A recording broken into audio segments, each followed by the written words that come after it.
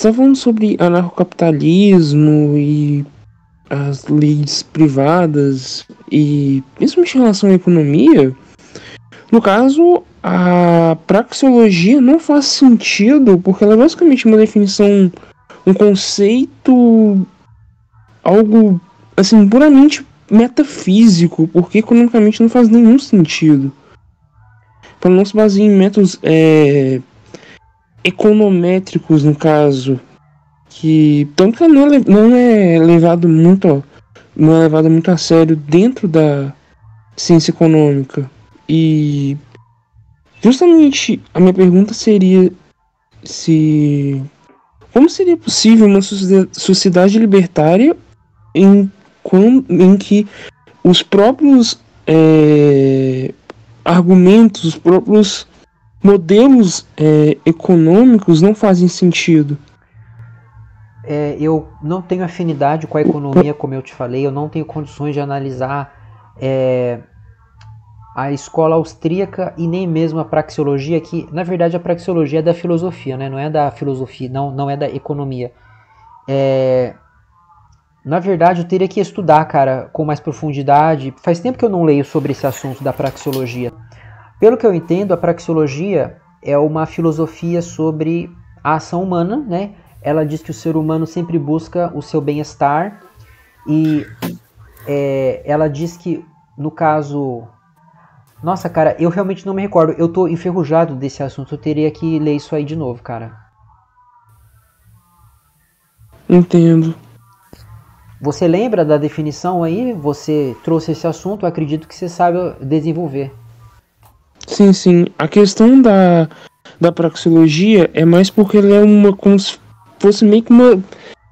É como se fosse um axioma, né, da ação, como justamente colocado pelo Mises, em que grande parte dos libertários acreditam justamente nessa noção de praxeologia e nessa... É basicamente uma hipótese de que a ação do homem é baseada em comportamentos propositais. Uhum. Em que a ação... Entende? Uhum. É bem aquela... É uma proposição que não utiliza de métodos econométricos, não utiliza de uma base matemática e que a conclusão Ela dela parte de acaba alguns sendo... axiomas básicos e constrói toda a teoria a Sim, partir de alguma lógica, é isso? é isso mesmo. Então ela é um conjunto de ideias a respeito do que é certo e errado. A crítica que eu Na vejo... ação. A crítica que eu vejo contra a praxeologia é que ela busca fazer uma fórmula, sabe, matemática, e a economia é essencialmente humana, ela não admite isso, sabe? Só que ao Não, é mesmo uma teoria econômica. Então, a praxeologia aí é que tá, é meio contraditório, porque ela mesma diz que nós não podemos prever a ação humana. Então não seria uma coisa matemática, exata, mecânica, muito pelo contrário. Ela entende que o ser humano é um ser livre, né, indeterminado, não tem como reduzi-lo exatamente a uma fórmula matemática. Eu vou compartilhar com vocês um texto que eu copiei de um comentário do YouTube. É uma suposta refutação à praxeologia. A praxeologia não possui nenhuma utilidade para a compreensão do comportamento humano. Mises não é nada original, ele ressuscita a já ultrapassada escola utilitarista. 90% dos ANCAPs infartariam ao ler isso aqui, né? Porque eles odeiam qualquer forma de utilitarismo. Com Bentham e os marginalistas, que propunham um modelo de comportamento baseado nas leis da natureza humana. A praxeologia pretende tratar da ação em si, independente do conteúdo empírico da ação, como a fórmula que seja universal e a histórica. Isso aqui é a pura verdade, cara, porque eu já ouvi os vídeos do Joel Pinheiro da Fonseca, em que ele comentava o livro do Mises, A Ação Humana, e é isso aqui mesmo. Isso é uma ideia meio marxista, se eu não me engano. Então, exatamente. Não existe uma natureza humana universal que vala para qualquer ser humano em qualquer período da história. Para Mises, a mente humana segue princípios gerais de funcionamento que seriam revelados pela praxeologia. Ele apenas repete os dogmas utilitaristas. Não sei por que o autor falou de utilitarismo aqui, tá? Eu realmente não vejo relação entre uma coisa e outra, mas vamos lá. Toda ação humana parte de um desconforto e busca sua satisfação, avaliando os meios mais adequados para isso. O ser humano é basicamente uma máquina de calcular, pesar os custos e os benefícios para a satisfação de seus desconfortos. É por isso, porque no utilitarismo, pelo menos na forma mais conhecida, o ser humano é visto como um ser que busca realmente a sua felicidade, a sua satisfação, e segundo eles, a forma ética de nos comportarmos é a gente reduzir o sofrimento e maximizar o conforto, maximizar o bem-estar, tá? Vamos lá. Essa é a base da teoria. Mas isso aí é uma ideia do Mises ou uma ideia do autor do comentário? Ele está criticando Mises porque, segundo ele, Mises defende isso. Ah, sim. Então, para ele, Mises defende isso, que também é uma ideia dos caras do utilitarismo. Isso. Então, essa é a base da teoria marginalista do valor. Não interessa para a praxeologia o conteúdo específico da ação, já que toda ação pode ser reduzida à mesma fórmula geral. Existe um desconforto que pode ser qualquer coisa, por exemplo, sentir fome ou necessidade de orar. Existem condições para superar essa situação. Existe um indivíduo pesando os meios mais adequados e, por fim, existe a satisfação final após a ação que levou à superação do desconforto. O que provoca desconforto e o que aplaca esse desconforto são questões de foro íntimo, isto é, variam de indivíduo para indivíduo e não necessitam de explicações, o que significa dizer que os objetivos dos indivíduos são questões de escolha pessoal. No caso dos meios para atingir esses objetivos, existem meios eficientes e meios ineficientes, e a tendência é que os indivíduos busquem sempre os meios mais eficientes, o que depende do conhecimento que possuem a respeito das coisas. Qual o valor explicativo dessa fórmula? Vamos refletir um pouco. Muitas religiões estabelecem certos dias para a prática do jejum ou a proibição de certos alimentos por parte de seus fiéis.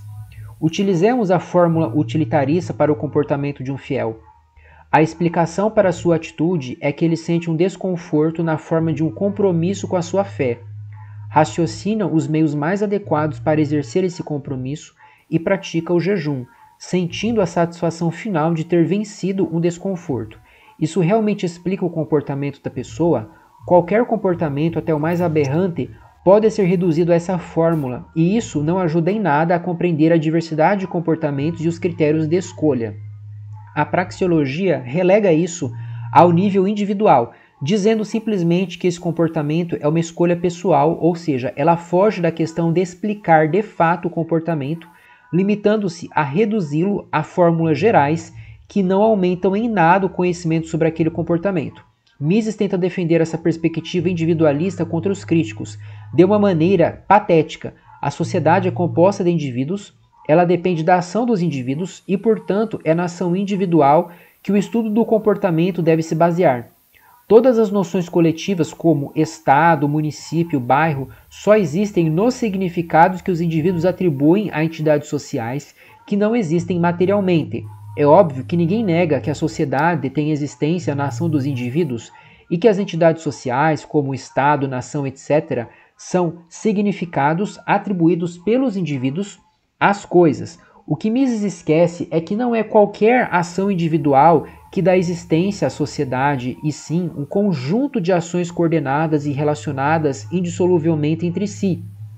É a ação individual relacionada com outra e dela dependente. Por exemplo, espera que deu uma travada. Pegue-se qualquer sistema social como o capitalismo. O que dá realidade a esse sistema não é a ação individual de cada um, mas o fato dessa ação individual estar relacionada com outra como elo de uma corrente de maneira regular e padronizada. É impossível analisar o sistema capitalista ou qualquer outro e sequer defini-lo enquanto sistema partindo-se da ação individual. Só é possível partindo-se da coletividade formada pela coordenação de ações. E significados como Estado, nação, grupo, família, etc. também não são individuais, como quer Mises. Eles não surgem naturalmente a partir do indivíduo, são dadas coletivamente. Na verdade, ele quis dizer dados, os significados aqui. O indivíduo não os escolhe, ele os recebe. Fica claro que o individualismo metodológico da praxeologia é incapaz de fazer qualquer análise séria sobre o comportamento. Como vimos, O modelo da praxeologia, que nada mais faz que ressuscitar a filosofia utilitarista e a teoria marginalista do valor, transforma o ser humano numa máquina de calcular. Isso é útil ideologicamente para justificar o livre mercado como o que corresponde melhor à natureza humana, o mais racional e à prova de crises. Mas o que esse modelo prevê? Todo modelo teórico prevê, no sentido amplo, os fenômenos que são possíveis de existir e os fenômenos que, segundo o modelo, são impossíveis. Se o modelo praxeológico estivesse certo, o comportamento humano deveria manifestar-se segundo as seguintes formas.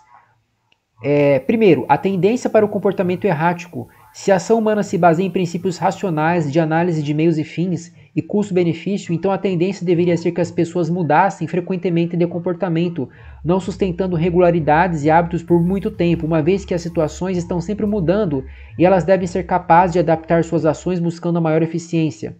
Manter certas opiniões ou agir de determinada forma podem ser benéficas em um momento, mas não em outro. Em dado momento, respeitar a propriedade alheia pode ser desvantajoso, mas em outro momento, roubar pode ser a forma mais eficiente de se obter determinados fins.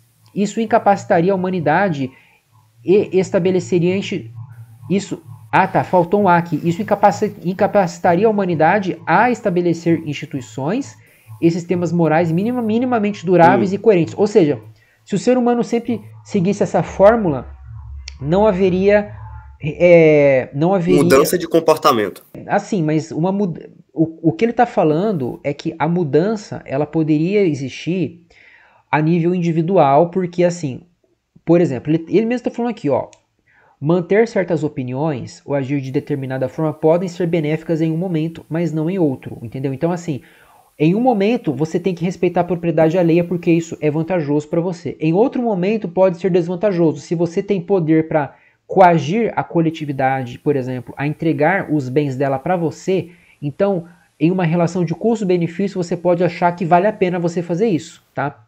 Então, a humanidade não teria instituições duradouras se o ser humano vivesse de acordo com esse comportamento de sempre buscar atingir os fins usando os melhores meios, sabe? Pelo quanto eu estou entendendo é isso. Então, esse é um defeito da praxeologia de acordo com o autor. Aí ele vai falar, mas ele falou que era 4, deixa eu ver aqui em cima, ele falou que, não, é porque são 3 só, né? Esse é o segundo. Sim. A tendência para a racionalização ocidental deveria ser generalizada, as pessoas deveriam sempre buscar a máxima eficiência para atingir seus fins, o que significa que a tendência deveria ser que as pessoas se tornassem sempre mais racionais, aprendendo naturalmente a analisar friamente os meios de atingir seus objetivos. Eu lembro dos índios, né, que eles viviam daquela forma desde o início, né? Não havia uma mudança tecnológica entre eles, né? Então me parece que isso seria uma coisa que atentaria contra a praxeologia a priori, tá? E por último, a compreensão entre culturas deveria ser facilitada. Se a mente humana segue universalmente os princípios utilitaristas, então o diálogo entre culturas diferentes deveria ser bastante fácil. A introdução de técnicas produzidas em outra cultura não deveria provocar conflito, já que deveria ser fácil explicar sua maior eficiência para atingir certos fins. Isso é o que o modelo prevê, a consequência lógica, mas vamos aos fatos, como as coisas realmente acontecem. Então, se a praxeologia fosse verdadeira, segundo o autor, deveria ser daquele modo ali, mas como que é de fato? Olha, sistemas morais, o que eu entendi aqui é que a pessoa que fez o comentário, ela disse que não é possível reduzir o comportamento humano ao indivíduo, porque o coletivo, as pessoas influenciam no comportamento do indivíduo. Eu não sei se eu entendi direito isso. Ela parece dizer ali numa parte que não dá para você reduzir o comportamento dos seres humanos a indivíduos. Os seres humanos, eu entendi. Eles agem de uma forma interconectada em que não existe uma decisão propriamente individual. Todas as nossas decisões se dão dentro de um contexto, a começar pelas próprias instituições como família, nação e Estado, e também as definições que nós já herdamos, tá? A nossa linguagem com as definições que nós usamos são coisas construídas coletivamente e não são escolhas nossas. Então, nós não temos como nos construir do zero. Nós nos construímos dentro de um processo histórico coletivo. Tu já nasce com uma família, tu já nasce num grupinho social que vai te jogar um monte de dogma logo na tua infância que tu vai ficar com aquilo na mente. Tu vai alterar o teu comportamento completamente. Então ele fala aqui, ó. Dependendo do tipo de família que você nasce, seu comportamento vai ser As de um pessoas... jeito. Tu já não nasce determinado. Tu já não nasce no mundo com um comportamento já pré-definido. Mas esse comportamento vai ser construído ao longo de sua vida. Sim. As pessoas tendem a valorizar o comportamento regular e mais padronizado que o comportamento errático. Então, para ele, isso aqui refuta a praxeologia, porque se tudo fosse uma decisão individual, nós não teríamos instituições permanentes como existem hoje. Tá? Outra coisa, as pessoas se apegam a meios ineficientes para atingir seus fins. Por exemplo, buscam uma cura física na religião. E em muitos casos não conseguem analisar friamente os meios eficientes, embora as informações estejam disponíveis a elas. Isso aqui é um fato. A democracia deve ser o maior exemplo disso. A democracia não funciona via de regra. As pessoas não escolhem o melhor candidato dentre as opções. Entendeu? As pessoas escolhem muitas vezes os piores candidatos para irem para o segundo turno. A introdução, por exemplo, da medicina ocidental em culturas que lidam com a doença de forma diferente envolve muito conflito, sendo difícil convencer os indivíduos a abandonar o médico feiticeiro para ir ao hospital. Se a mente humana seguisse os princípios do utilitarismo, tal coisa não deveria ocorrer, já que deveria ser fácil explicar a maior eficiência medicinal de um hospital para o objetivo da cura. Acontece que esses povos trabalham numa lógica diferente, coerente com aquela realidade, e não raciocinam nos mesmos termos utilitaristas que os ocidentais. A introdução mesmo de hábitos higiênicos simples se mostra complicada. Nestes casos, faz necessário a introdução de um antropólogo para entender o funcionamento daquela cultura, sua forma de raciocínio e os meios corretos de introduzir a medicina ocidental sem desestabilizar a comunidade. A falta desse cuidado no Brasil gerou diversos conflitos com a introdução da medicina no campo e entre as classes pobres. De que a revolta da vacina é um dos exemplos. É verdade, né? As pessoas se recusavam a se vacinar e ocorriam muitas vezes conflitos assim sérios a ponto de, pelo que eu lembro, de invadirem a casa das pessoas, né? Para forçá-las a se vacinar, alguma coisa assim, né? Entendo. Isso revela que existe variação lógica entre diferentes culturas e mesmo entre diferentes grupos de uma mesma sociedade, em que o raciocínio das pessoas segue, na verdade, os raciocínios seguem critérios diferentes e não a bobagem utilitarista. Essa diversidade é importante em qualquer análise do comportamento humano, o que já revela a incompetência da praxeologia. Mas até aqui falamos de comportamentos não econômicos. A praxeologia tem alguma utilidade, ao menos para os comportamentos econômicos? Bom, como vimos, segundo a praxeologia, a tendência das pessoas deveria ser a racionalização de suas atividades. A consequência disso seria que os consumidores buscariam sempre, por meio de uma análise criteriosa, o produto mais eficiente para atender sua necessidade. Isso aqui é uma ilusão, nem sempre as pessoas buscam os produtos mais eficientes. O que levaria as propagandas a buscarem, por sua vez, destacar as características objetivas de seus produtos? É falso.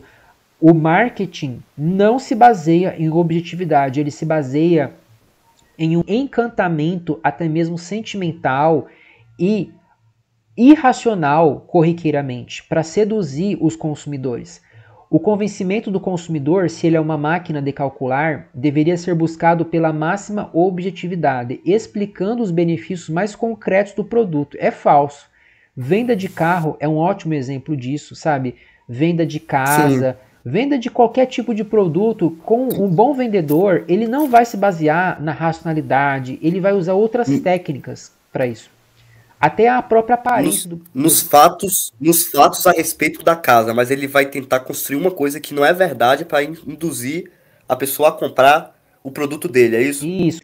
É o que a religião faz também, né? O autor fala de religião aqui. Ela é um excelente exemplo disso. As pessoas dão muito dinheiro e gastam muito tempo das suas vidas com a religião, mesmo que não traga resultados, né? Então, mas será que isso está refutando mesmo a ideia utilitarista? Volta no comecinho lá do texto, quando o cara tava dando as premissas da praxeologia. Porque ele chegou no ponto aqui onde ele já criou uma identidade da praxeologia como utilitarismo, né? Na verdade, É o- ele já começa dizendo isso. Vamos ver como que ele fundamenta, ó. Aqui, ó. Ó. Toda ação humana parte de um desconforto e busca sua satisfação, avaliando os meios mais adequados para isso. O ser humano é uma máquina de calcular, pesar os custos e os benefícios para a satisfação de seus confortos. Essa é a base da teoria marginalista do valor, tá?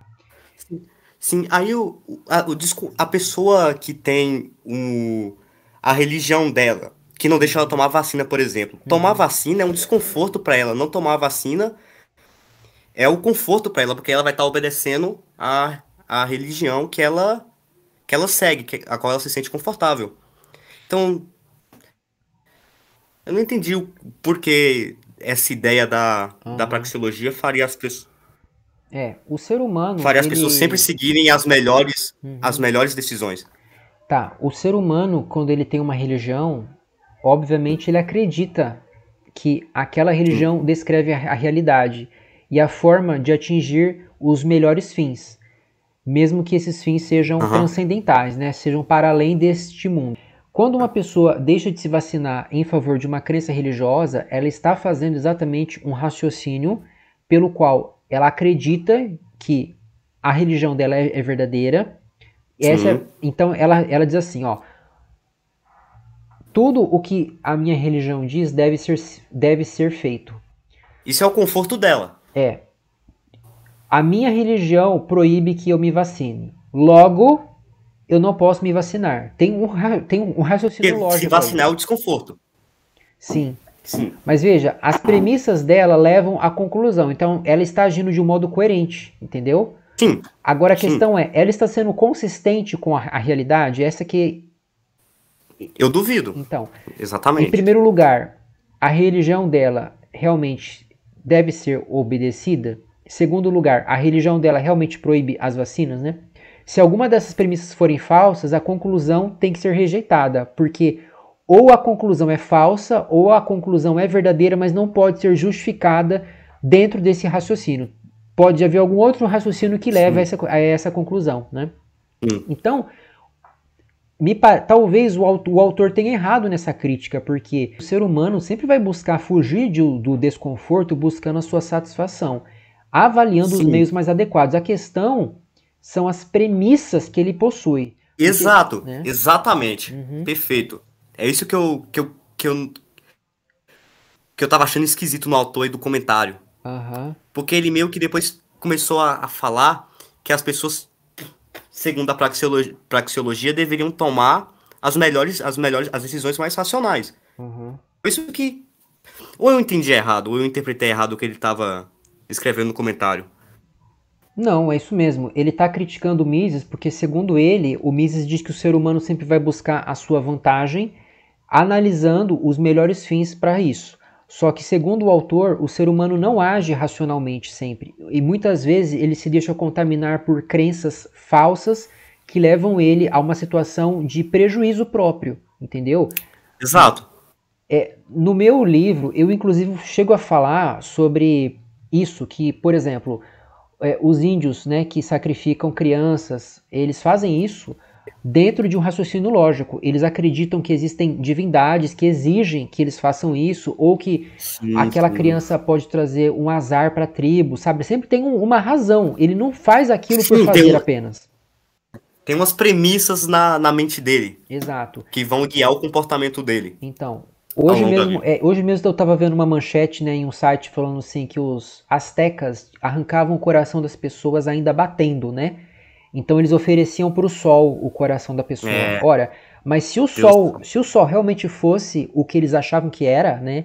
Se o sol fosse esse Deus que exigisse a vida humana, e se o sol tivesse legitimidade para exigir a vida humana, então realmente seria correto fazer isso, o que eles faziam, né? Porque, sei lá, se eles não fizessem isso, eles acreditariam que o sol deixaria de brilhar, alguma coisa assim. E eles estão certos dentro dessa teoria de comportamento deles. Então, assim dizer, né? Então me parece que essa crítica do autor tá errada por causa disso, sabe? Talvez ele não tenha entendido o Mises, na verdade, né?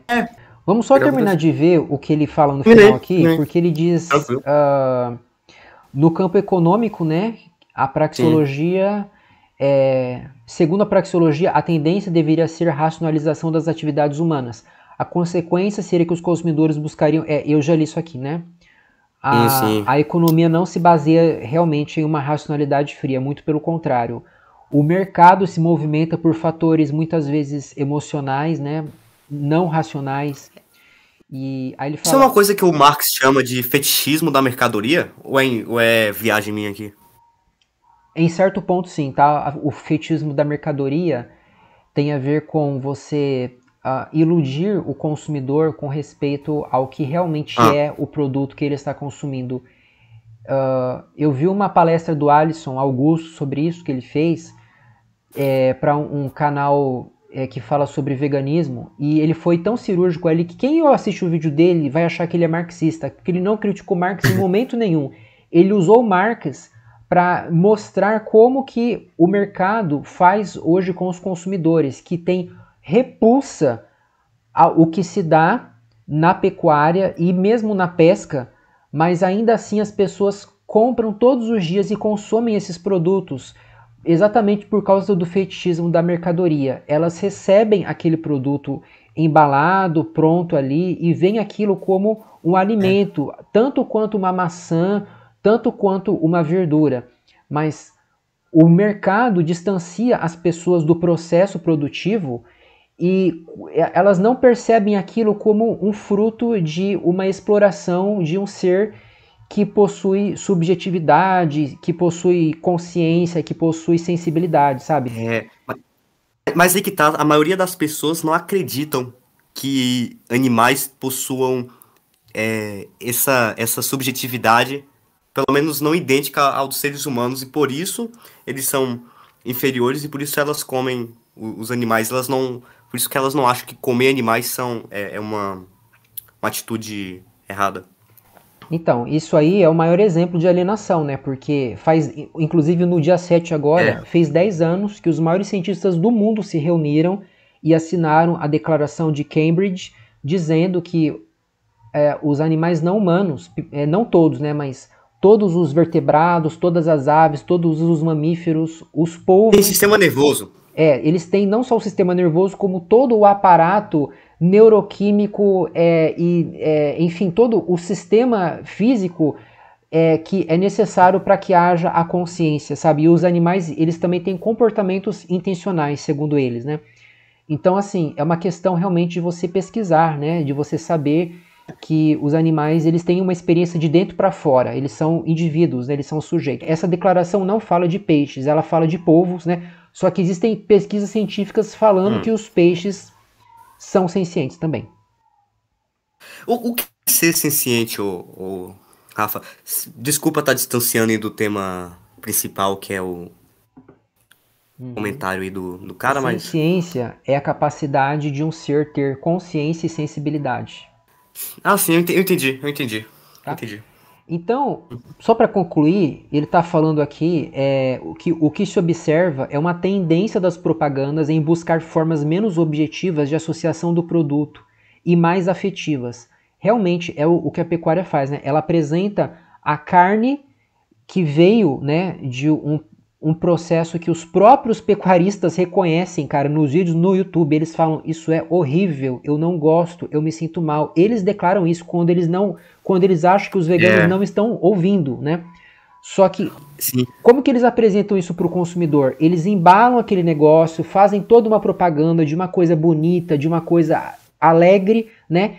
E realmente as pessoas compram o produto no mais amplo sentido. Elas não só compram com dinheiro, mas assim, elas como que, sei lá, é como se aquilo fizesse parte assim da vida delas e elas veem aquilo como uma identidade cultural. É uma coisa afetiva, sabe? É uma ligação sentimental com a carne do ser que foi trucidado ali no matadouro. Para ter festa, tem que queimar a carne do bicho que foi assassinado, sabe? Tem que ter a churrascada, tem que ter a feijoada. E por isso as propagandas colocam cachorrinhos, crianças fazem graça, fazem drama, buscando conectar-se afetivamente com o consumidor e afastando-se da objetividade, né? Então é aquela história, realmente, cara, existem muitos produtos que são muito vendidos, não por causa de uma exposição sóbria e isenta, mas por causa do marketing, por causa da publicidade, que é uma coisa 100% humana e nada objetiva, nada matemática. Vamos lá. As tá. empresas sabem mais sobre o comportamento humano do que a praxeologia. Se a mente humana se baseasse em cálculos de meios e fins e custo-benefício, essa tendência não seria de se esperar, mas o oposto. Então, aí a gente poderia pegar um texto agora de um praxeólogo, né, para fazer um contraponto. Mas tu tem? Eu acho que o melhor texto para trazer de algum praxeólogo seria justamente do Instituto Mises. Uhum. Eu estou no site do Instituto Mises. Deixa eu colocar praxeologia. Para quem tem mais a afinidade aí com a tal da praxeologia, o Mises parte dela para chegar na legitimidade do capitalismo, porque ele era capitalista, né? Sim, eu sei que ele parte, cara. Ó o título, Mercado, Praxeologia, Lucros e Prejuízos. Acho que esse texto aqui vai ser suficiente para o que a gente quer. O Mises, eu acho que não chega a justificar o capitalismo com base na praxeologia. Ele usa a praxeologia para estudar a economia. Qual que é a crítica que eu cheguei, acho que já estava no final do texto, vocês conseguem resumir mais ou menos qual que era a principal crítica dele, a praxeologia?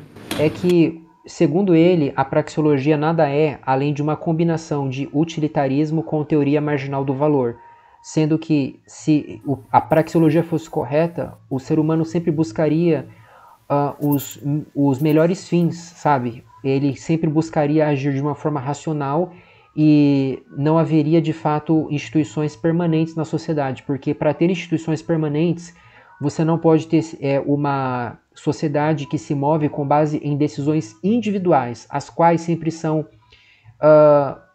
como eu posso falar, de certo modo imprevisíveis, sabe? Segundo o autor, a sociedade se move em uma rede interconectada de decisões. Então é um coletivo que se move e o indivíduo faz parte do coletivo, família, estado, nação, etc. Esses coletivos não podem ser separados na prática da decisão que o indivíduo faz daquilo que ele vai comprar, daquilo que ele vai produzir, etc. E o indivíduo, além de ser movido por esse coletivo, ele age muitas vezes de modo irracional. Exemplo, buscando a religião em detrimento da ciência, né? Então, isso para ele refuta a praxeologia. Então, a segunda parte do que você falou eu considero uma boa crítica. A primeira, não. Por quê? Porque no Ação Humana, o Mises deixa muito claro que as finalidades nem sempre são racionais. A segunda parte da crítica eu considero, na verdade, uma boa... Assim, eu não saberia responder de bate-pronto.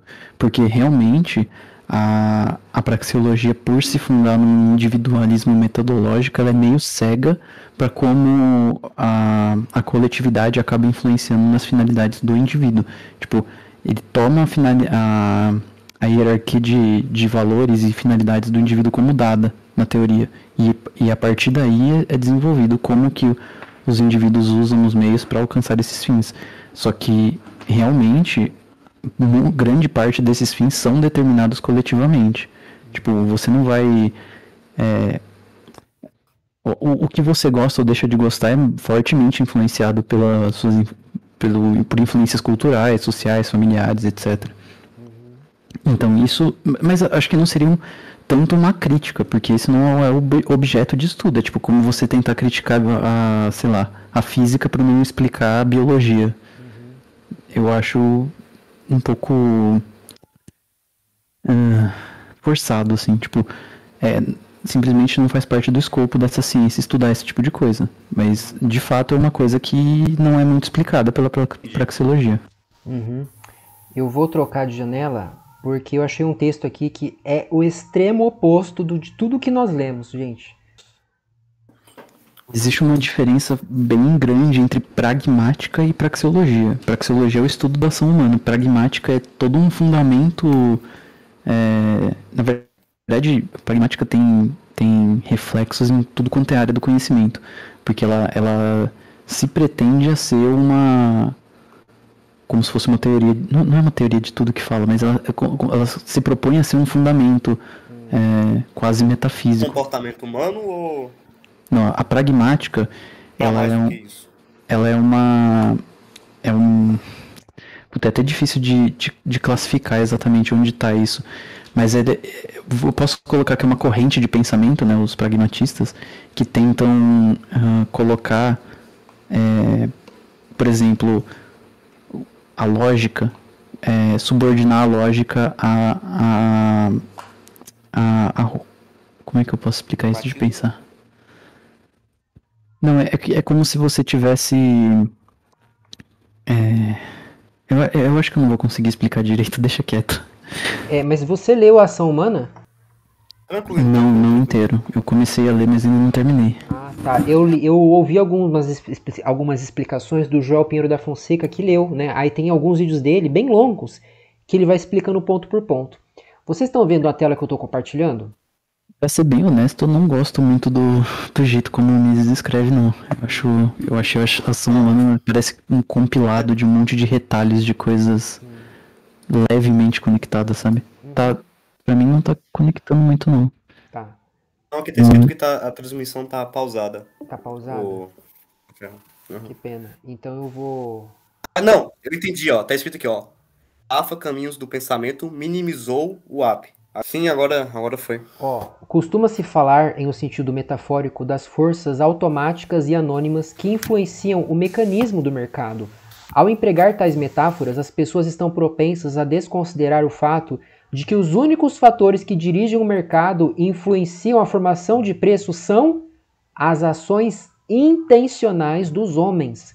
Não há nenhum automatismo. Existem apenas homens conscientes e que deliberadamente visam atingir os objetivos que escolheram.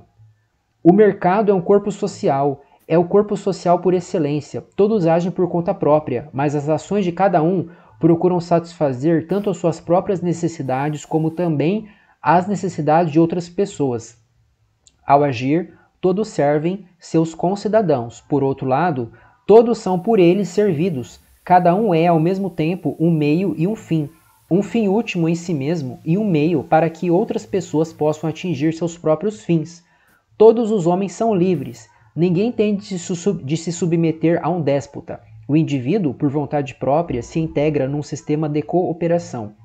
O mercado o orienta e lhe indica a melhor maneira de promover seu próprio bem-estar, bem como o das demais pessoas.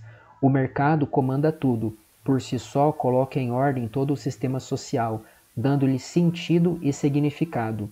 O mercado não é um local, uma coisa, uma entidade coletiva. O mercado é um processo, impulsionado pela interação das ações dos vários indivíduos que cooperam sob o regime da divisão do trabalho. Parece até uma coisa de formiguinha isso aqui, né? Parece um formigueiro.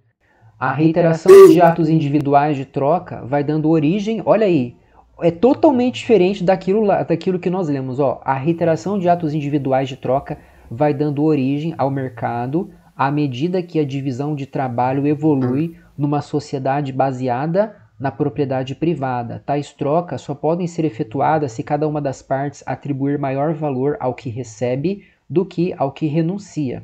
A divisibilidade da moeda, ilimitada na prática, torna possível determinar com precisão as relações de troca, que passam a ser conhecidas, tem um erro de português aqui, que passam a ser conhecidas, em via de regra, por preços expressos em moeda.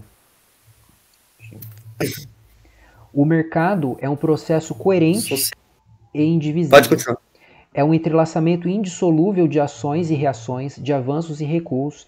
Entretanto, a insuficiência de nossa capacidade mental nos obriga a dividi-lo em partes e a analisar separadamente cada uma delas. Ao recorrer a tais divisões artificiais, não devemos esquecer que a aparente existência autônoma dessas partes é um artifício de nossa mente. São apenas partes, isto é, não podem ser concebidas como independentes da estrutura geral do todo. A economia de mercado, em princípio, não respeita fronteiras políticas. Seu âmbito é mundial. O mercado torna as pessoas ricas ou pobres, determinam quem dirigirá as grandes indústrias e quem limpará o chão. Fixa quantas pessoas trabalharão nas minas de cobre e quantas nas orquestras sinfônicas. Nenhuma dessas decisões é definitiva. São revogáveis a qualquer momento. O processo de seleção não para nunca.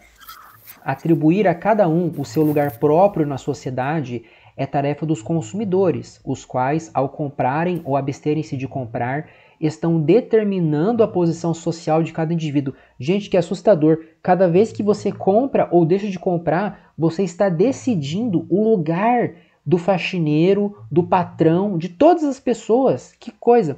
Os consumidores determinam, em última instância, não apenas os preços dos bens de consumo, mas também os preços de todos os fatores de produção. Ou seja, o arroz está caro por causa do consumidor. Determinam a renda de cada membro. Isso é muito absurdo. Eu não consegui conceber. Gente, eu juro pra vocês que isso aqui é o texto que não é que o cara tá reproduzindo um texto para tentar refutar. Não, isso aqui é o artigo mesmo. Eu comecei a Eu sei. Não, o Mises Brasil é um lamentável. Do próprio Instituto Mises, né? Gente, olha isso aqui. São os consumidores e não os empresários que basicamente pagam os salários ganhos por qualquer trabalhador. Tanto o da glamurosa artista de cinema, quanto da faxineira. Eu não tinha lido isso aqui, hein? Meu Deus do céu. É verdade que no mercado os vários consumidores não têm o mesmo direito de voto. Nossa, que alívio, ainda bem que ele reconheceu, né? Os ricos dispõem de mais votos que os cidadãos mais pobres, mas essa desigualdade é em si mesma o resultado de um processo eleitoral anterior. Ah, bom, é a máfia estatal que cria a desigualdade, beleza. Se o empreendedor... Não. Ele nem falou de Estado aí. O texto, na verdade, supõe que o Estado não existe, né? O que ele está falando, esse resultado eleitoral anterior, significa a eleição por meio das trocas. O que ele tá falando Vou ser aqui, honesto, não entendi porra nenhuma. ele tá falando, é foda mesmo. O que ele tá falando é o seguinte: quando você compra ou deixa de comprar alguma coisa, você tá votando com o seu dinheiro. E, tipo, o que deixa as pessoas mais ricas ou mais pobres, também, de acordo com esse texto, é decidido por essas votações no ciclo anterior, digamos assim. Ele está usando a expressão eleitoral em um sentido análogo aqui. Ele está equiparando, né, o que se dá no Estado democrático com o que se dá no mercado. Uhum. Tá, entendi. Ele vai falar que se o empreendedor não obedece estritamente às ordens do público, tal como eles são transmitidas pela estrutura de preços do mercado, ele sofrerá prejuízos e irá à falência. Toda teoria paranoica, conspiranoica, ela precisa de ponto de contato com a realidade. Outros homens que melhor souberam satisfazer os desejos dos consumidores o substituirão. Os consumidores prestigiam as lojas nas quais podem comprar o que querem pelo menor preço. Ao comprarem e ao se absterem de comprar, os consumidores decidem sobre quem permanece no mercado e quem deve sair, quem deve dirigir as fábricas, as fornecedoras e as distribuidoras. Enriquecem um homem pobre e empobrecem um homem rico. Determinam precisamente a quantidade e a qualidade. Gente, olha, determinam precisamente, né? Os consumidores determinam precisamente a quantidade e qualidade do que deve ser produzido. São patrões impiedosos, cheios de caprichos e fantasias, instáveis e imprevisíveis. Para eles, a única coisa que conta é sua própria satisfação. Não se sensibilizam nem um pouco com méritos passados ou com interesses estabelecidos. Então, quer dizer, os méritos do Silvio Santos, por exemplo, não contam para o consumidor. Se o Silvio Santos fizer uma propaganda falando, olha, eu recomendo esse produto, para o consumidor isso não vale, porque ele é um patrão impiedoso, cheio de caprichos e fantasias, instável e imprevisível. Enfim, os preços de mercado informam os produtores o que produzir, como produzir e em que quantidade. O mercado é o ponto focal para onde convergem e de onde se irradiam as atividades dos indivíduos. A economia de mercado, ou capitalismo, como é comumente chamada, e a economia socialista são mutuamente excludentes. Isso aqui é uma obviedade, né? Não há mistura possível ou imaginável dos dois sistemas. Não há algo que possa se chamar economia mista, um sistema que seria parcialmente socialista. A produção ou é dirigida pelo mercado, ou é por decretos de um czar da produção ou de um comitê de czares da produção. A economia de mercado é o produto de um longo processo evolucionário. É o resultado dos esforços do homem para ajustar sua ação da melhor maneira possível às condições dadas de um meio ambiente que ele não pode modificar. Darwinismo social, né, gente? O mais forte sobrevive. É, por assim dizer, a estratégia cuja aplicação permitiu ao homem progredir triunfalmente do estado selvagem à civilização. E aí ele começa a falar da praxeologia finalmente, né? Não é mais possível definir claramente que ações devem ser compreendidas no âmbito da ciência econômica, em sentido estrito, e quais devem ser excluídas. O homem agente, o agente homem nem sempre está interessado apenas em coisas materiais, mas também em coisas ideais. Escolhe entre várias alternativas sem considerar se elas são classificadas como materiais ou ideais. Aí ele vai falar aqui da escola de Hume, Adam Smith, né, até John Stuart Mill, que aliás John Stuart Mill, pelo que eu sei, era utilitarista, né? Então ele seria um dos influenciadores da praxeologia, de acordo com aquele crítico que nós lemos, mas é óbvio que os ANCAPs rejeitam isso. Os ANCAPs, normalmente, eles não são utilitaristas, eles rejeitam o utilitarismo. Enfim, eu acho... Mais ou menos, né? Eles se rejeitam na ética, mas na praxeologia é bem óbvio que é utilitária. Você concorda, então, que é utilitarista a praxeologia? Ah, claro, é difícil você defender que não seja, porque, tipo, qual que é a ação humana, né, tal como definida lá, visa passar o estado de menor satisfação para o estado de maior satisfação. O que é isso, se não utilitarismo? Eu acho interessante a gente ler isso aqui, ó. A praxeologia e, consequentemente, também a economia é um sistema dedutivo. Sua força provém do ponto de partida de suas deduções, ou seja, da categoria da ação humana.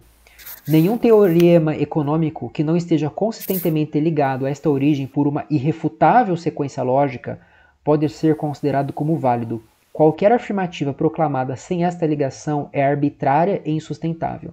Não é possível tratar qualquer segmento da economia sem enquadrá-lo numa teoria geral e completa da ação. As ciências empíricas partem dos eventos singulares e progridem do que é individual e específico para o que é mais universal. Sua abordagem está sujeita à especialização. Podem lidar com segmentos de seu campo de investigação sem se preocupar com o conjunto. Em contrapartida, o economista não pode jamais ser um especialista. Ao lidar com qualquer problema, deve ter sempre uma visão abrangente de todo o conjunto.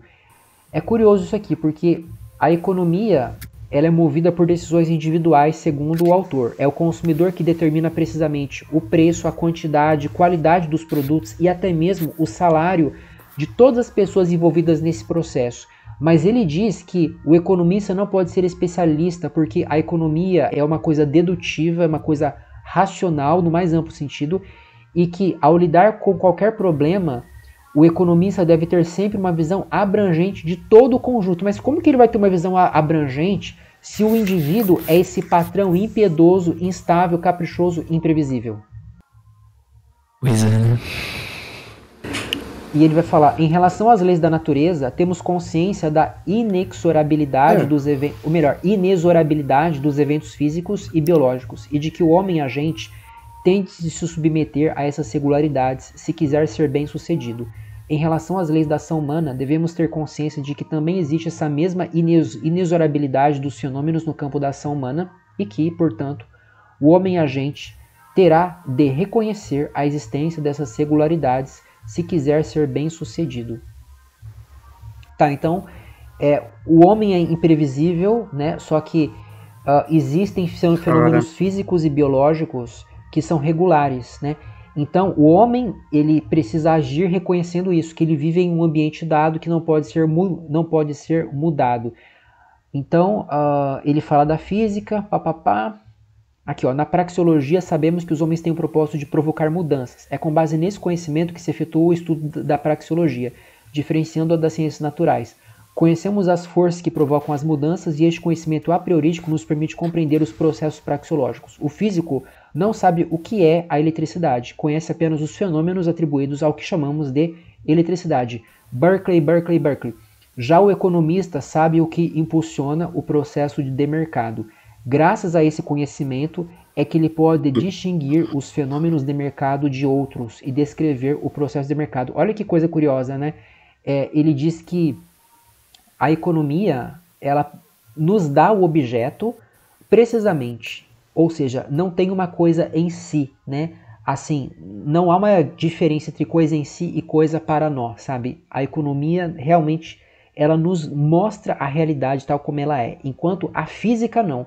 A física lida com entidades abstratas, como a própria eletricidade, né? Nós não conhecemos o que é essa coisa, nós só conhecemos os fenômenos que nós denominamos de eletricidade, mas a economia não, porque a economia lida com seres concretos, com ações concretas, que são seres humanos. A praxeologia não é uma ciência histórica, mas uma ciência teórica e sistemática. Suas afirmativas e proposições não derivam da experiência, são como a lógica e a matemática, a priorísticas, não estão sujeitas à verificação ou falsificação com base na experiência e nos fatos. os ensinamentos dela são válidos para qualquer ação humana, independentemente de seus motivos, causas ou objetivos subjacentes. Os julgamentos finais de valor e os objetivos finais da ação humana são dados para qualquer tipo de investigação científica, não são passíveis de uma maior análise. A praxeologia lida com os meios e recursos escolhidos para a obtenção de tais objetivos finais. Seu objeto são os meios, não os fins. O único padrão que utiliza é o de procurar saber se os meios escolhidos para a obtenção dos fins pretendidos são ou não os mais adequados. Só os loucos se atrevem a desrespeitar as leis físicas e biológicas, mas é muito comum desdenharem-se as leis praxeológicas. Os governantes não gostam de admitir que o seu poder possa ser limitado por leis outras que não as da física ou da biologia. Nunca atribuem seus fracassos e frustrações às violações das leis econômicas. Alguém quer falar? Eu gostaria de falar. Pode falar. Então, seguindo o raciocínio da praxeologia, então a gente poderia afirmar que se, por exemplo, em um caso em que uma pessoa ela tem, sei lá, vamos supor, 50 reais e ela doa esses 50 reais. Na visão da praxeologia, na verdade, ela não perdeu os 50 reais. Exato, Porque... eu entendo que não. Então, mas o problema ela é usou que... seus meios para o fim dela, de sei lá qual que era o fim de doar. É só isso. Uhum. Sim, o problema é que ela perdeu os 50 reais, assim, de forma... É como se eles tentassem... Entendi. Eu não entendi, tipo, não. Entendi. O quê?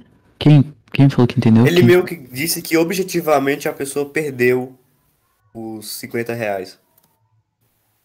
Mesmo que pra ela tenha Mas o que isso tido tem a ver com o que estava sendo recompensa. dito no texto? Eu não tô entendendo a conexão entre as coisas. A pessoa usou o seu dinheiro... Ela usou seu dinheiro para um fim que ela tinha designado pro dinheiro. Sim. Sim, ela usou. O problema é que justamente a praxeologia, no caso, ela define que não define basicamente um método econométrico para justamente fazer uma relação das variantes entre esses meios e fins, ou seja, tá errado. Não faz realmente sentido a praxeologia. Não é o foco da praxeologia econometrificar as coisas. Realmente, isso é verdade. Agora, por que isso torna ela errada, eu não entendi não. Não faz sentido porque não tem econometria. Não é nem econometria, é mais porque eles não buscam um método científico na formulação da teoria deles. Por isso que realmente não faz sentido. Realmente, não é científico mesmo. E a praxeologia não se pretende ser científica. A praxeologia não se pretende ser científica, assim como a epistemologia não é científica. Ela fundamenta a ciência. A tal da praxeologia, pelo menos de acordo com os textos que a gente leu aqui até agora, ela não lida muito com o que é certo ou errado, né? Então, Não, exatamente isso ficou bem claro. Isso ficou bem claro. Ela não trata dos fins, ela trata se os meios são ou não adequados para os fins. Só isso. Adequado. Se os meios empregados vão realmente levar àquela finalidade ou não. Ela estabelece quais são as leis do comportamento humano em relação aos meios com os quais elas vão chegar a um determinado fim. É sobre isso que se trata a tal da praxeologia. De acordo com o texto, sim. O que é método econométrico?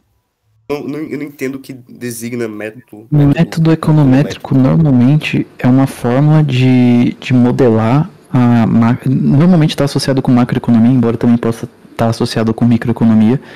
É um método de modelar matematicamente a sociedade inteira, tipo, para prever fenômenos econômicos. Por exemplo, você quer prever qual que vai ser o efeito de aumentar a taxa de juros na inflação.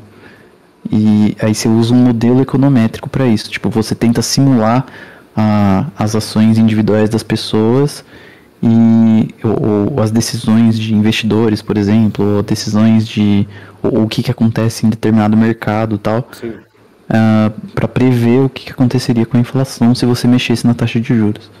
Isso é um exemplo, tá? Tipo, pode ser usado para coisas parecidas com isso.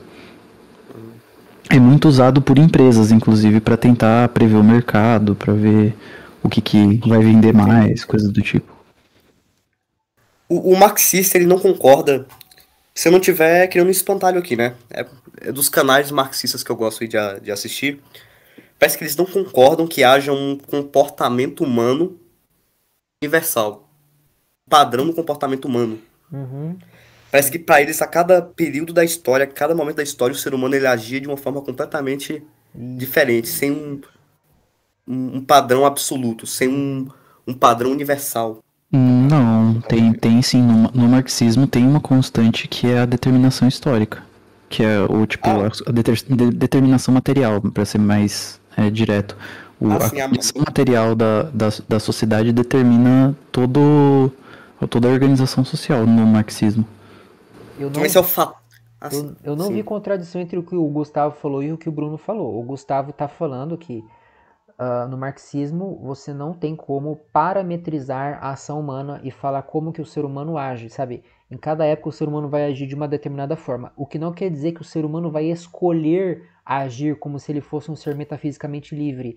Mas o Marx, certamente, como materialista e um materialista dialético, ele acredita que o ser humano faz parte de uma engrenagem histórica irrefreável que se move pela luta de classes, né? Existe aí uma contrariedade da própria realidade que vai gerando os variados tipos de comportamento dos seres humanos também. É uma coisa de fora para dentro, é uma coisa coletiva, é uma coisa que determina as próprias ideias, sabe? As ideias dos seres humanos são determinadas por condições históricas materiais. Mas eu acho que isso torna, sim, o comportamento, pro marxista, torna o comportamento humano até, assim... Previsível. Previsível, sim, de certa forma previsível. Tipo, é possível prever, por exemplo... Porque se você saber as relações materiais de uma sociedade, você vai saber como as pessoas... Peraí, deixa eu completar. É possível prever? É possível prever, por exemplo, diminuição de margens de lucro, crises cíclicas do capitalismo, esse tipo de coisa. Tipo assim, não dá pra você prever um comportamento de um ser humano particular, mas dá pra você prever coisas no geral, sabe? Tipo, como dá pra você... analogia, né, que se faz normalmente com gases. Não dá pra você prever o movimento de cada molécula individual, mas dá pra você prever o comportamento geral do gás, Bem, Marx previu o fim do capitalismo, né? Isso já é uma previsão da ação humana, porque quem vai destruir o capitalismo são os seres humanos que vão deixar de buscar o lucro individual. Os trabalhadores irão se unir para formar uma sociedade sem Estado. Isso já é uma previsão da ação humana. Só que isso não refuta o fato de que para o Marx você não tem assim um modo... Eu acho que é isso que o Gustavo falou. Você não tem como falar que o ser humano é um ser racional, por exemplo, como Aristóteles dizia, ou que o ser humano é um ser que busca os fins de acordo com os melhores meios, como o Mises falou, sabe? Não tem como você definir o ser humano. Sim, exato. O ser humano, ele se define pelos seus atos, ele se define na concretude. Entendeu? Sim, sim. Não existe uma essência. Entendi, você tá falando que não tem essência. Aí pode ser. Aí eu acho que faz sentido, sim. Sim, exatamente. Tem um vídeo muito bom daquele filósofo lá que tem o canal Filosofia Vermelha, né? Glauber? E eu não sei se eu acho que é esse aí. É um vídeo que ele fala Sartre e o marxismo, acho que é esse o título, né? Porque o Sartre, ele tinha isso como um princípio central, né? Que o homem é um ser que existe antes de ter uma essência. Não existe uma essência humana. Você não tem liberdade, você é liberdade, sabe? O homem é infinitamente livre e por isso é infinitamente responsável por sua existência, por tudo aquilo que faz. O Sartre, ele era um seguidor do Kierkegaard, que era um existencialista cristão, só que ele fez um existencialismo ateísta e no final da vida dele ele se aproximou muito do marxismo, ele se filiou ao Partido Comunista, ele resistiu aos nazistas quando eles entraram na França, qualquer marxista vai dizer que o marxismo é a única filosofia verdadeira, é a conclusão de toda a história da filosofia. O Marx pegou isso do Hegel, na verdade. O Hegel é que disse isso, né? Que o espírito, com E maiúsculo, chega ao ápice quando ele toma consciência de si nesse processo que o Hegel apresentou de verdades cíclicas que tem um movimento espiralado, né? Existe uma verdade única que tem movimentos espiralados. Cada círculo concêntrico que o espírito faz é uma filosofia, todas elas fazendo parte da mesma verdade multifacetada, né?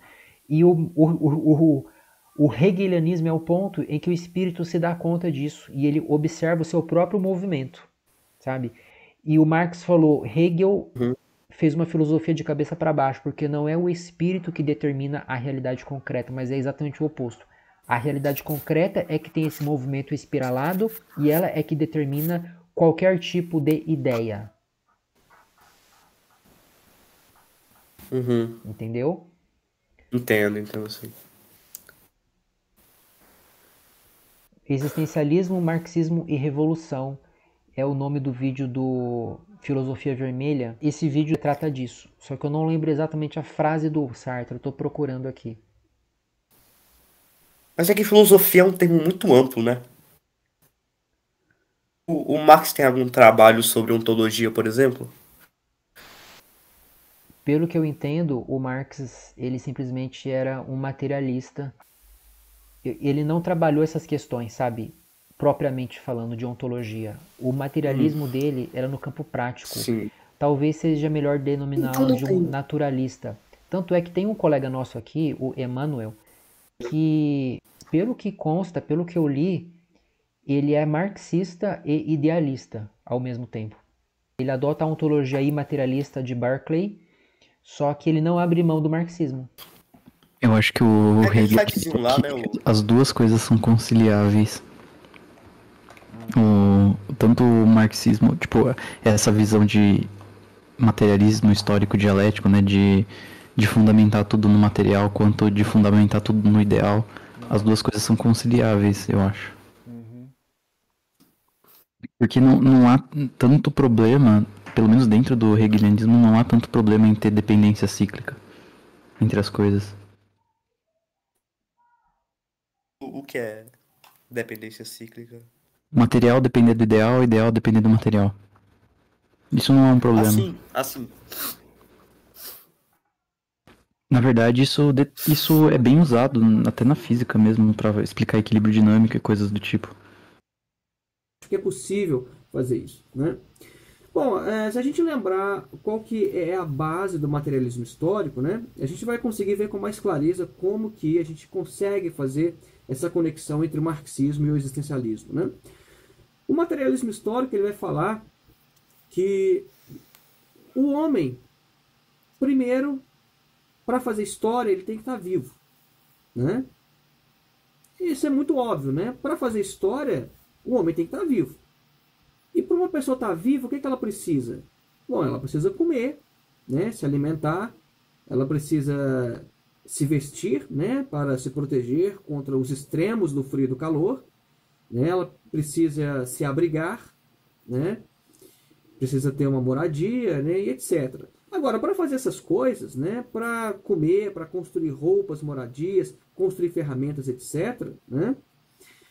O homem ele faz isso não sozinho, mas em comunidade. Né? A história humana ela é assim. Né? O homem vive em comunidade. Né? Então o homem ele trava relações sociais para produzir os seus meios de sobrevivência. Né? E aí chega um determinado estágio que o homem ele começa a refletir, a pensar. Né?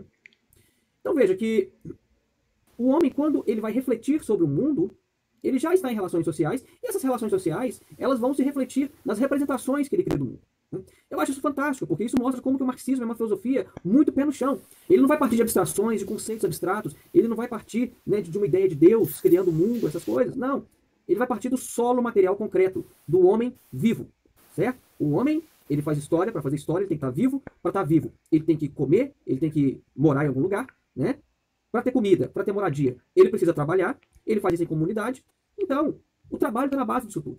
Né? Agora veja que interessante o que vai falar de Jean-Paul Sartre, né? Quando ele fala que a existência precede a essência. Né? Isso é um motto, né? Isso é uma frase bem comum, né? De Jean-Paul Sartre, do existencialismo. Né? E isso aí a gente vê uma clara inspiração no materialismo histórico. Né? Quando Jean-Paul Sartre fala que a existência precede a essência, Jean-Paul Sartre está dizendo que primeiro o homem existe e depois ele se define. Né? Porque quando os religiosos dizem ao contrário, que a essência precede a existência, os religiosos querem dizer que existe um ser metafísico, um Deus, por exemplo, que criou uma essência humana e depois fez os homens de acordo com essa determinada essência. Né? Só que o ponto de partida do existencialismo ele é ateu. Né? Que Deus? Deus cria alguma essência? Não reconheço nenhum Deus, para mim não existe nenhum Deus. Né? Então primeiro o homem existe, depois ele se define. Veja que isso é claramente a premissa do materialismo histórico. Primeiro, os homens existem, estão em relações sociais, depois eles criam representações mentais sobre o mundo. Né? Agora veja a abertura, né, para essa veia revolucionária do existencialismo, porque veja, se não existe uma essência que predefine o que é o que o homem deve ser, o que o homem deve fazer, se não existe uma essência, né, que define anteriormente como o mundo deve ser, então surge a questão, por que o mundo então ele tem que ser assim? O mundo não tem que ser assim. O mundo não precisa ser assim. Nada está dizendo que o mundo deve ser e continuar da forma que ele é. O mundo pode ser diferente. Então vejam que como aí no existencialismo a gente tem aí essa abertura para a transformação do mundo. O existencialismo ele não se trata de ficar fazendo reflexões pessimistas sobre a existência, sobre a morte, e aí a gente entra em depressão, fica em posição fetal e vai chorar. Não é nada disso. E a própria vida do Jean-Paul Sartre mostrava isso, né? O existencialismo ele abre uma perspectiva revolucionária. Porque se a existência ela precede a essência, se não há nada dizendo que o mundo ou que o homem ele tem que ser assim, então ele pode ser do jeito que a gente quiser e a gente pode transformar as coisas. Né? Então é isso aí. Se você curtiu esse vídeo aí, deixa o seu like, deixa o seu comentário também, se inscreva no canal. Até o próximo vídeo. Uai, eu até pesquisei nos meus históricos porque realmente eu vi um vídeo recente que ele citou uma frase do Sartre dizendo que para ele o marxismo... Olá, amigo. Ah, é isso aí, cara. Nossa, esse que é o vídeo verdadeiro. Que merda, velho. Tem que achar a chave, porque é um vídeo muito longo. Só dar uma... Qual que é o verdadeiro esse aqui? É esse aí, esse que é o vídeo que eu Nesse tava vídeo de procurando. hoje nós vamos falar um pouco sobre a relação entre existencialismo e marxismo. Nós vamos mostrar como que a premissa Mas só no fundamental começo do existencialismo ele já vai falar.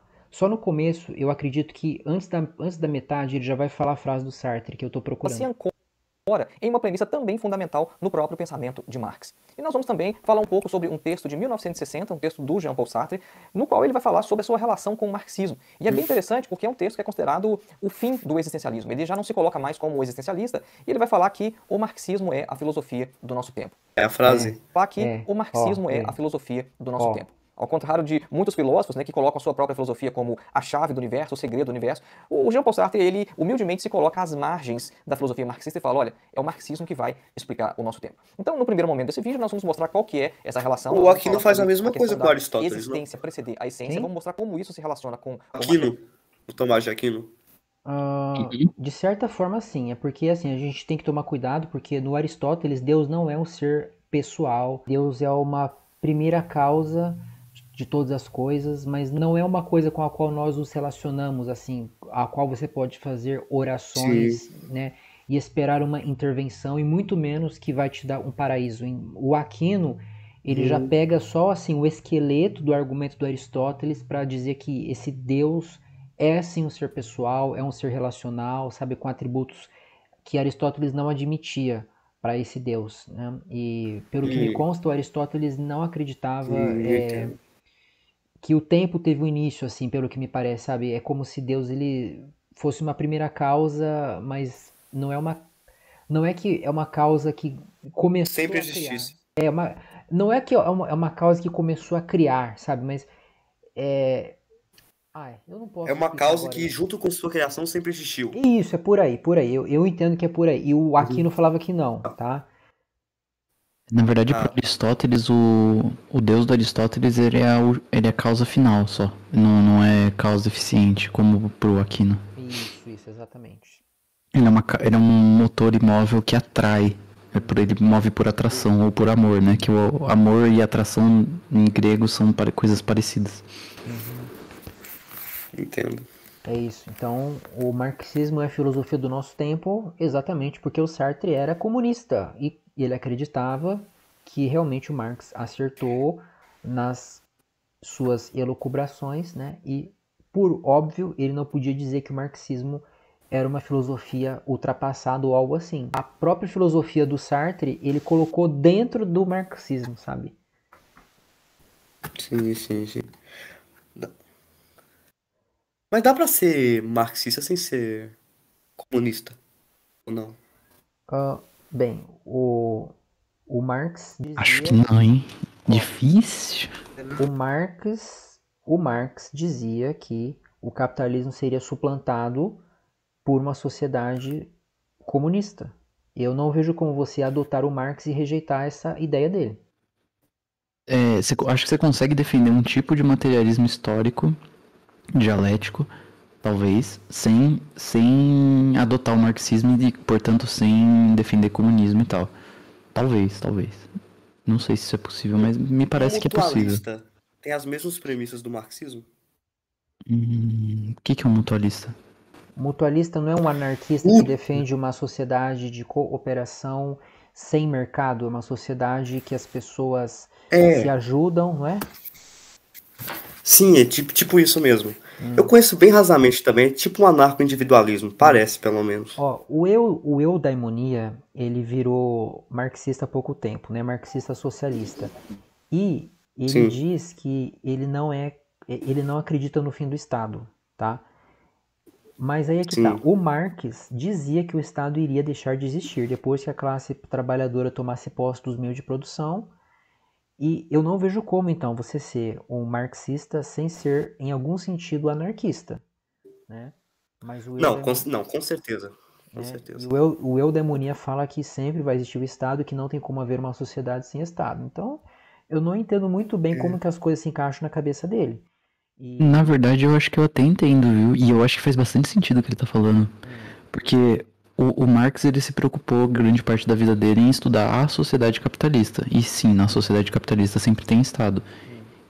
E, tipo, na verdade, né, toda a sociedade humana que a gente conhece até agora teve alguma forma de Estado se concebida da forma mais geral, né? Como um poder concentrado e tal, hierárquico. Eu acho que é plausível você defender um tipo de materialismo histórico que leva em consideração as condições materiais e tal da sociedade, sem ser necessariamente anarquista. E defender, tipo assim, como se o socialismo, o planejamento central, etc., eles meio que fossem realmente o final da história, sabe? Não tem como chegar no anarquismo mesmo. É, sim. Também tem os anarco-comunistas que não defende a ideia de ter uma coisa entre o capitalismo e o comunismo, que é o socialismo, né? Que é a ditadura do proletariado. Isso daí Nossa, não dá mas pra ser marxista e isso aí ao mesmo tempo, eu acho. Acho que é bem impossível, na verdade. você ser um pra ser anarquista marxista e não marxista? defender o. Sim, Anarquista, marxista, tipo, você consegue ser anarquista, marxista se você defender um regime de transição. Mas sem isso eu acho muito difícil. Se bem que como é o nome dele? O Falco falou que tinha um teórico lá que defendia algo parecido também.